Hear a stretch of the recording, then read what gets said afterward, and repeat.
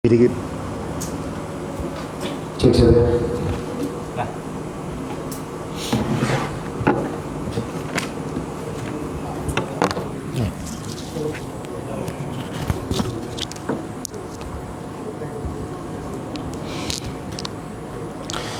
Bismillahirrahmanirrahim. Namatu ta'alim wa ta'lim wa nafa'a wal intifa' wal ifada wal istifada wa tamassak bi kitabillah sunnati rasulillah ibtigha mardatillah wa qurbi thawabi wa sallallahu alaihi sayyidina Muhammad wa ala alihi wa sahbihi wa barik wa sallam.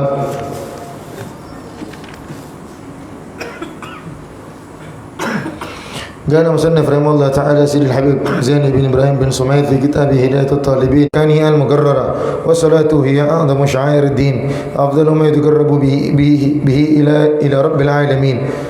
فعن ابن مسعود رضي الله تعالى عنه قال سألت رسول الله صلى الله عليه وسلم أي الأعمال أحب إلى الله وفي الرواية أفضل فقال الصلاة لوقتها رواه الشيخان. ورد إن أول ما يحاسب به العبد يوم القيامة الصلاة فإن صلحت صلح سائر الأعمال وإن فسدت فسد سائر عمله رواه الطبراني. بسم الله الرحمن الرحيم. الحمد لله رب العالمين والصلاة والسلام على سيد المرسلين وعلى آله وصحبه وبارك وسلم أجمعين. Alhamdulillah, segala puji bagi Allah Subhanahu wa taala. Salawat dan salam senantiasa kita sampaikan kepada baginda besar Nabi Muhammad sallallahu alaihi wa alihi wasallam. Berkat rahmat dan kasih sayangnya baginda Rasulullah sallallahu alaihi wasallam sehingga sama-sama kita bisa merasakan nikmat iman dan nikmat Islam.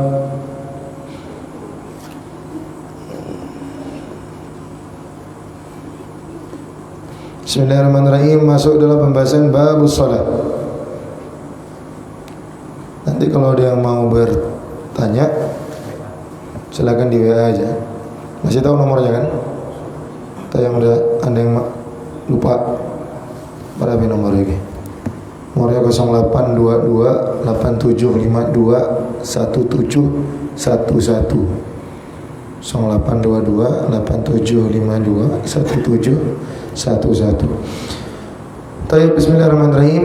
Bab shalah. Hari ini kita masuk dalam bab yang sangat penting, bab yang sangat mulia, bab yang dimana merupakan ibadah yang dapat mendekatkan hamba kepada Allah Subhanahu wa taala, bab yang dimana bisa mendekatkan kepada Sang Pencipta Allah Subhanahu wa taala.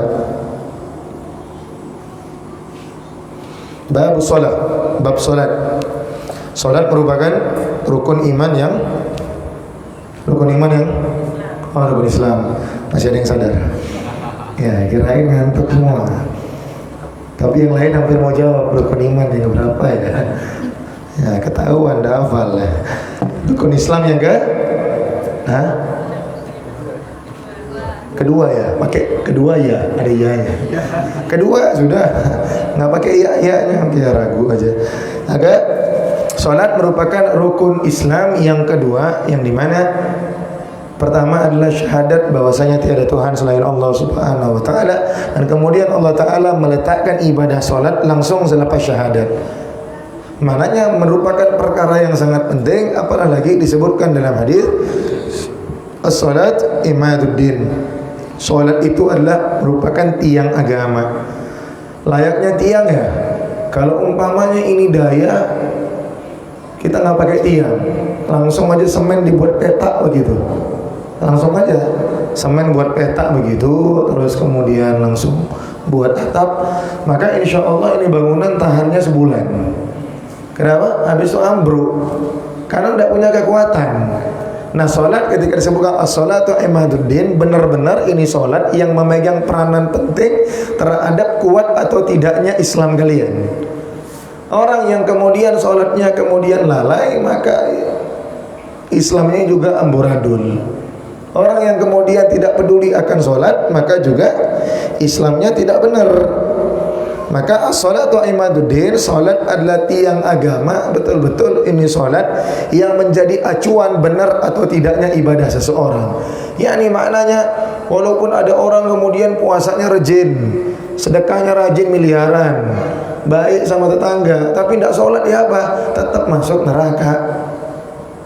Kenapa?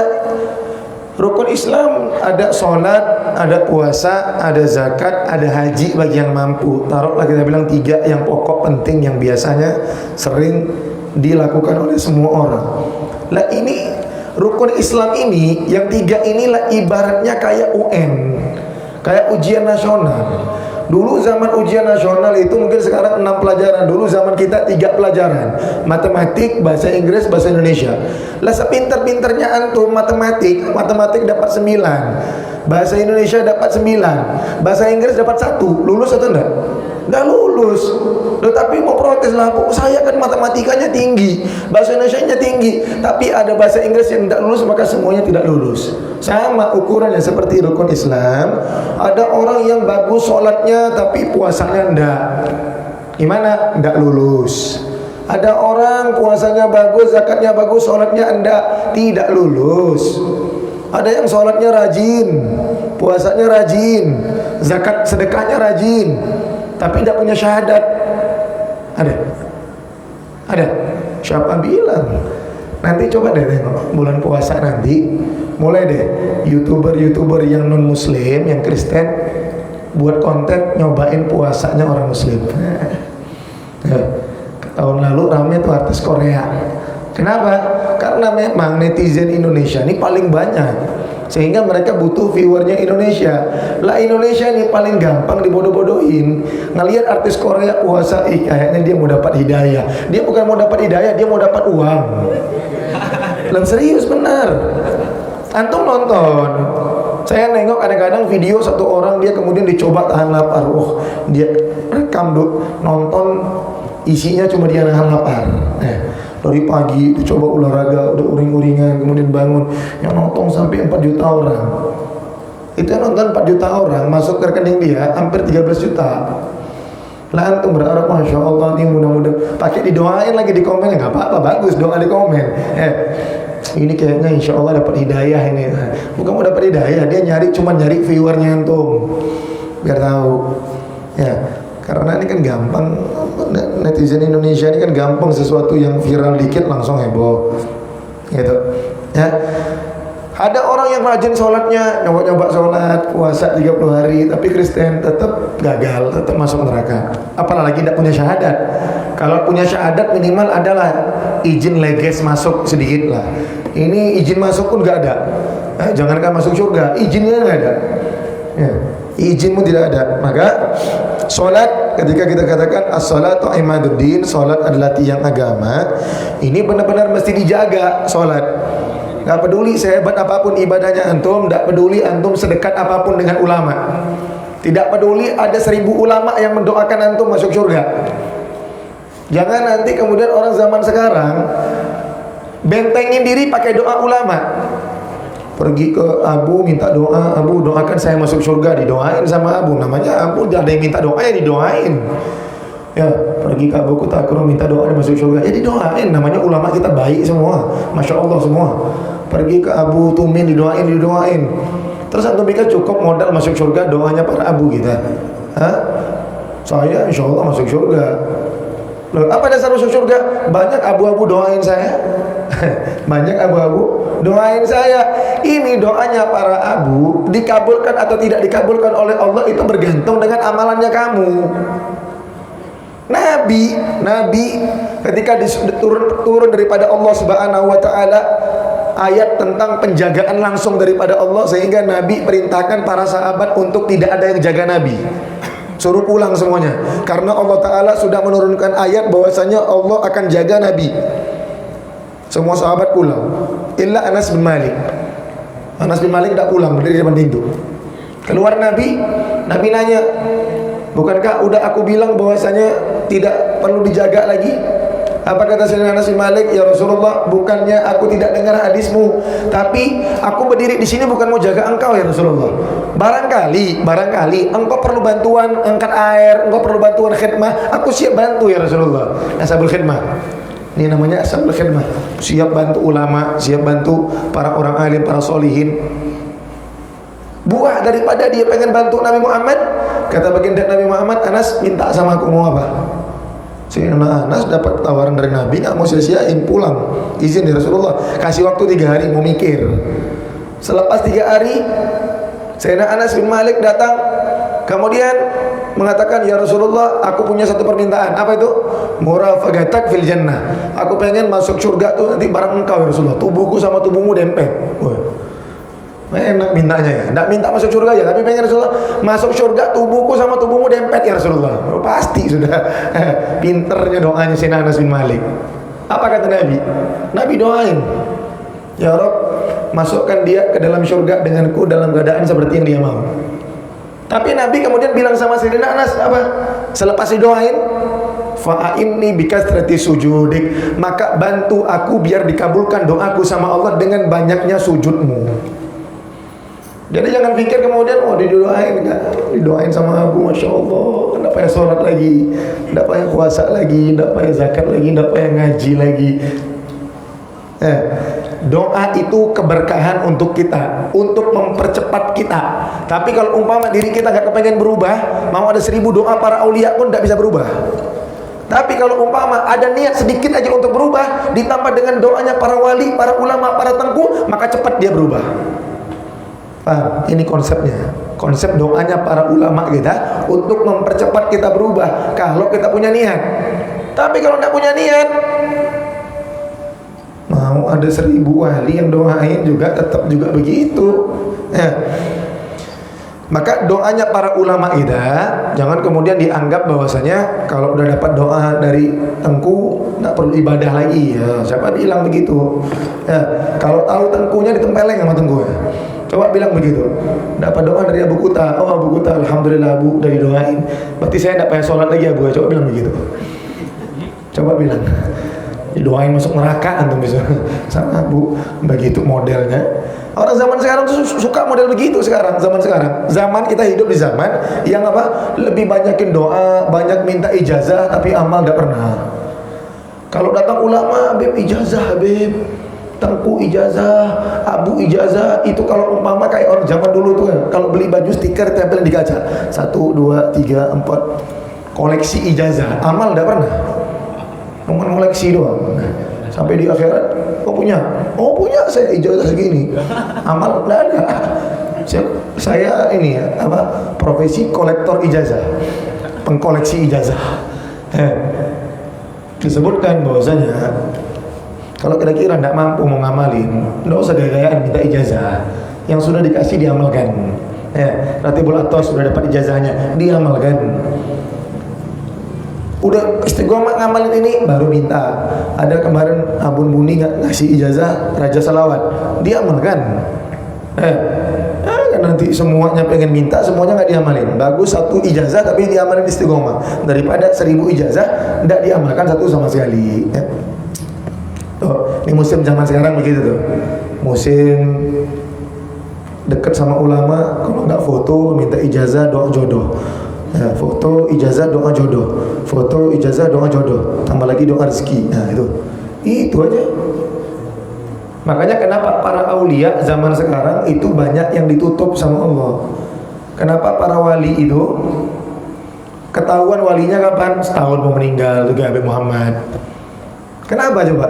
Karena Allah Ta'ala ini ada sifat cemburu. Cemburu kalau walinya direndahin. Dulu kalau zaman Syekh Abdul Qadir Jailani, beliau hidup di zamannya, yang datang ke beliau minta doanya apa? Syekh, minta doa supaya Allah Ta'ala kuatkan saya punya iman. Syekh, minta doa supaya Allah Ta'ala kuatkan taufik wal hidayahku.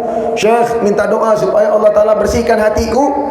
Coba Syekh Abdul Qadir Jailani tinggal di Perlak, musim caleg, DPR semua di situ. Caleg semua, Syekh, tolong biar menang caleg. Kalau menang amanah insya Allah. Pinter bohongnya ya. Itu ya. Maka kenapa Allah Ta'ala tutup para aulianya? Karena Allah Ta'ala itu tidak ingin para aulianya direndahkan dengan permintaan dunia semua. Tengok orang zaman sekarang kalau ada Syekh Abdul Qadir Jailani, nggak jauh-jauh.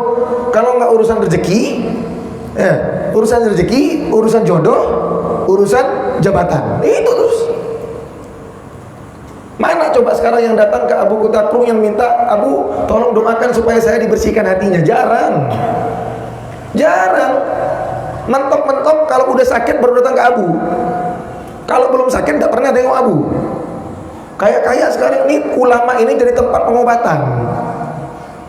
Kalau udah sakit udah kronis, dokter udah nggak mampu, baru datang ke Abu minta air aja. Lah selama ini kemana? Lah antum pikir ini ulama tempat pengobatan aja? Ulama ini tempat antum obatin hati, bukan cuma obat fisik. Datang ke ulama, coba saya sekali datang ke ulama, datang ke abu-abu kita, jangan minta urusan dunia. Coba Abu pasti lebih senang ulamanya. Mau minta doa apa? Palingan Abu mikir kan, karena udah sering kali kalau nggak rezeki, jabatan, jodoh. Mau minta kaya? Enggak Abu, saya tidak minta kaya, saya tidak minta. Abu doakan Abu supaya saya bisa masuk surga bareng Abu nanti. Wah begitu doanya. Itu doa orang soleh itu begitu. Abu doakan supaya Allah Ta'ala bersihkan hati saya, supaya hilang sifat iri dengki sama orang umat muslimin semuanya. Begitu minta doa. Nah, ini adab sama ulama tuh begitu. Jangan kalau udah sakit baru jumpa ulama, patah hati baru curhat sama Habib ya. Ada orang yang curhat sama saya, curhatnya patah hati pula. La haula wala quwwata illa billah. Iqamus shalah, dirikan salat. Kita masuk dalam bab mendirikan salat. Sering saya bahas ya, antara orang yang mengerjakan salat sama orang yang mendirikan salat. Kalau saya bilang mendirikan salat, maka berarti saya akan tanya, apa kabar bajumu? Apa kabar sejadahmu? Apa kabar air 2 kulahmu? Apa kabar wudhumu? Itu kalau saya tanya dirikan salat. Mananya apa? Perhatiannya dari segitu. Jangan nggak peduli perempuan, ini paling penting belajar fikih yang paling dasar. Saya mohon maaf, bukan ngelarang perempuan untuk belajar yang tinggi-tinggi. Mohon maaf, itu nggak perlu belajar zakat, nggak perlu. Itu nggak perlu belajar bab-bab yang lain, nggak perlu. Biar yang suami, biar laki-laki yang belajar, karena mereka yang punya kewajiban. Yang perempuan itu lebih perlu belajar bagaimana nyucikan najis. Jangan nanti anak kenceng di rumah, gak ngerti nyucikan, dipel semua najis satu rumah. Berapa banyak seperti itu kadang-kadang? Nggak perhatian. Nah, tidak perhatian. Sandal di kamar mandi kagak, tidak ada. Padahal sunnah baginda Nabi Muhammad. Kadang-kadang kita nggak tahu percikan-percikannya nanti lantainya gimana segala macam. Pakai sandal biar yakin suci. Begitu. Jangan nanti kemudian nggak karena tidak mengerti. Karena tidak mengerti, ini karena kebodohan. Masuk kamar mandi tidak ngerti, kakinya najis, keluar basah, nginjak lantai semuanya najis, nginjak sejadah najis. Habis itu besok bawa sejadah ke masjid, sholat ke masjid najis. Habis semuanya sudah. Ibadah morat marit. Karena apa? Karena kaum perempuan. Yang penting apa? Kaum perempuan. Kenapa saya bilang kaum perempuan?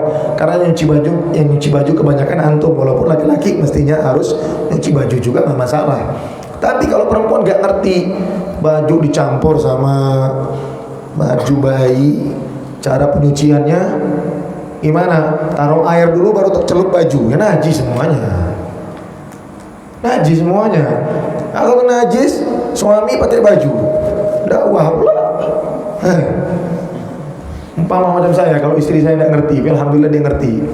Kalau tidak ngerti, saya dakwah pula, pede pula saya ngomong baju najis. Sholat najis tak sah. Berapa banyak kerugian kalau umpama perempuan. Makanya yang adik-adik perempuan yang belum menikah belajar. Karena untuk menjadi wanita yang soleha itu tidak susah. Tidak disuruh antum harus alim mantik, alim nahu. Kalau alim bagus, itu nilai plus. Tapi yang wajib dulu, cara bersihkan najis macam mana, cara kemudian wudhu kalau airnya di bawah 2 kulah macam mana, cara umpama kalau itu yang perlu diketahui, dipelajari. Makanya Habib Muhammad bin Salim bin Hafid, abah daripada Habib Umar bin Hafid. Saya kalau Jumat sore tadi sore itu kita belajar rohah kitab Tazkiratul Hadramiyah. Tazkiratul Hadramiyah ini adalah fikih simpel untuk kaum perempuan. Jadi Sayyid Muhammad bin Salim bin Hafid, ayahnya Habib Umar, karang kitab tipis. Karena melihat bagaimana anak-anak mudi zaman sekarang itu tidak paham lagi urusan dasar dalam beragama, sehingga gara-gara dia rusak semua agama satu rumah. rusak semua agama satu rumah. Maka dalam kitab tersebut diajarkan fikih yang simpel, adab sama suami bagaimana, adab sama mertua bagaimana, adab sama kemudian orang tua bagaimana. Ini yang perlu. Minta belajar sama Abi Lu dalam nanti. Kitabnya Tadhkiratul Hadramiyah, bisa insyaallah. Karena bahasanya tidak susah. Supaya yang perempuan itu belajar yang simpel-simpel aja dulu. Belajar tinggi-tinggi yang simpel salah semua. Perlu yang belajar yang tinggi-tinggi biar yang laki-laki, karena nanti mereka bisa mengayomi antum. Tapi kalau antum cari tahu dulu. Coba bayangin, antum nyuci anduk tapi tidak ngerti caranya, anduknya najis. Kering tapi bawa najis. Suami mau mandi, basah, ngelap pakai anduk, najis badannya. Pakai baju kerja, berkeringat, badannya najis, kena baju, najis bajunya. Dia sholatnya tidak sah, ibadahnya tidak sah. Itu pentingnya perempuan ya, perlu dipelajari. Maka tadi iqamus sholat, kalau saya bilang iqamus sholat, dirikan sholat, maka apa kabar dengan semuanya? Baju, lantai, tempat sholat, semuanya. Belajar cara menyucikan. Kalau kencing bayi bagaimana, itu pentingnya. Karena banyak saya lihat itu rumah orang-orang najis satu rumah. Anaknya kencing, dilap kencingnya, kencing masih basah, dipel satu rumah. Ada begitu kan? Anak kencing, dilap, masih lembab. Hatta udah kering, ente pel satu rumah, najis satu rumah. Caranya gimana? Anak kecil kencing, dilap kencingnya, biarin kering, biarkan jadi najis hukmi. Begitu sudah kering, siram pakai air. Udah siram pakai air, baru pel satu rumah, aman, suci. Tapi kalau umpama tidak antum siram, walaupun udah kering, dipel, najis satu rumah. Jadi kemana pijak najis, kaki basah najis. Payah cuci satu rumah. Tahu cuci rumah? Cuci rumah, tahu cuci rumah? Belum tahu? Nah,